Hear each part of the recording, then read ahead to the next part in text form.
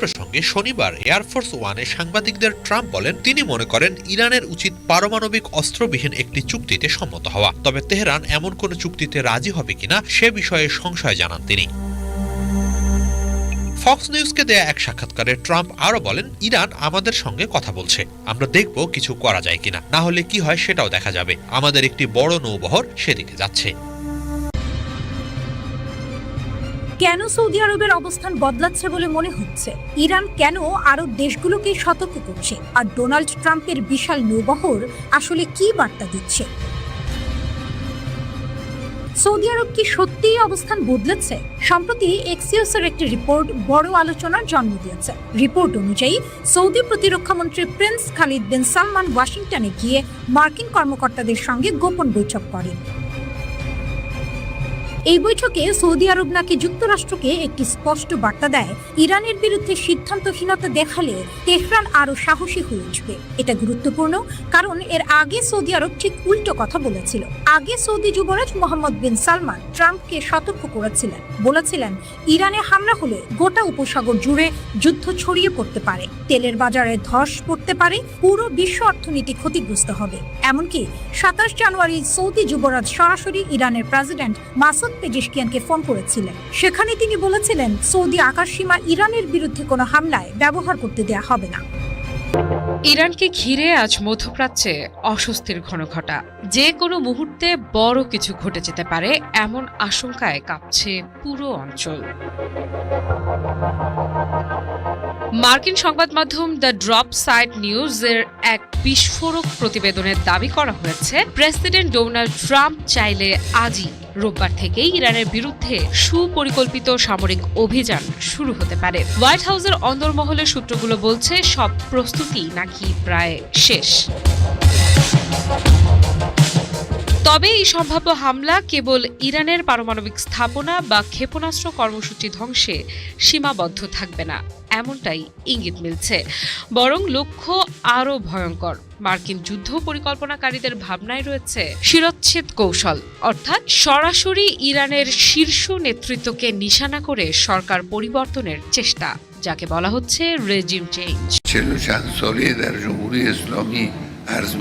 গোটা মধ্যপ্রাচ্যের ধনী দেশগুলো যখন আমেরিকার আঁচলের তলায় খুঁজে নিয়েছে নিরাপদ আশ্রয়, তখন শত শত নিষেধাজ্ঞা কাঁধে নিয়েও ইরানের অবস্থান নিপীড়িতের পক্ষে। বহির্বিশ্বের সাথে ব্যবসা বাণিজ্যে নানা বাধায় তলানিতে ইরানের অর্থনীতি। কিন্তু ইরান প্রতিজ্ঞা করেছে প্রাণ গেলেও দেবে না মান। নিজস্ব প্রযুক্তিতে গড়ে তুলেছে হাজার হাজার মিসাইল ড্রোনের সাম্রাজ্য, যা আজ আয়াতুল্লাহ খামেনিকে শক্তি দিচ্ছে আমেরিকা ইসরায়েলের অস্তিত্ব বিনাশকারী হুমকির বিরুদ্ধেও মাথা উঁচু করে দাঁড়াতে।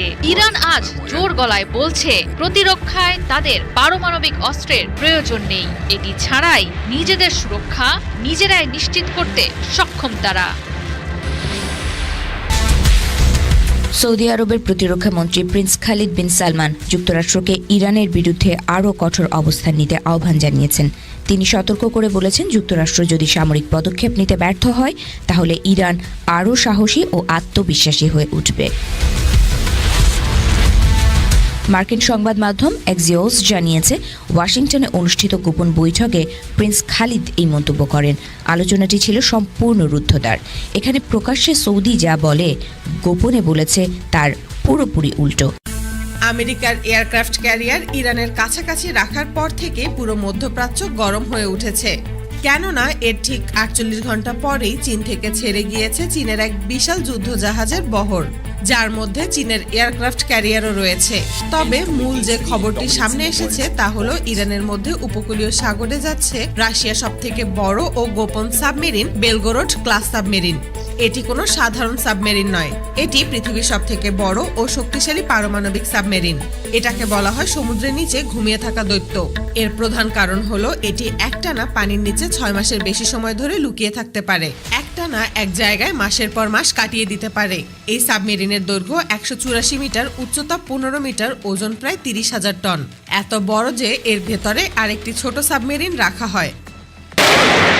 ইরানকে ঘিরে মধ্যপ্রাচ্যের সামুদ্রিক অঞ্চলে উত্তেজনা নতুন করে বেড়েছে। সাম্প্রতিক স্যাটেলাইট পর্যবেক্ষণে দেখা যাচ্ছে যুক্তরাষ্ট্রের একটি এয়ারক্রাফট ক্যারিয়ার ইরানের নিকটবর্তী জলসীমায় অবস্থান নিয়েছে। সামরিক বিশ্লেষকদের মতে এটি শুধু একটি যুদ্ধ জাহাজ নয়, বরং সমুদ্রের উপর ভাসমান পূর্ণাঙ্গ সামরিক ঘাঁটি। যুক্তরাষ্ট্র সাধারণত এই অঞ্চলে জেরাল্ড আর ফোর্ড শ্রেণীর এয়ারক্রাফট ক্যারিয়ার মোতায়েন করে। এসব ক্যারিয়ারের ওজন প্রায় 1 লাখ টনের কাছাকাছি এবং এগুলো পারমাণবিক শক্তিচালিত। একবার জ্বালানি নিলে দীর্ঘ সময় পুনরায় জ্বালানি পরিবর্তনের প্রয়োজন হয় না। একটি ক্যারিয়ার থেকে একসঙ্গে বহু যুদ্ধবিমান, নজরদারি বিমান, হেলিকপ্টার এবং ড্রোন পরিচালনা করা যায়। যুক্তরাষ্ট্র অতীতেও এই কৌশল ব্যবহার করেছে। সরাসরি সংঘাতে না গিয়ে এয়ারক্রাফট ক্যারিয়ার সামনে এনে শক্ত বার্তা দেওয়া।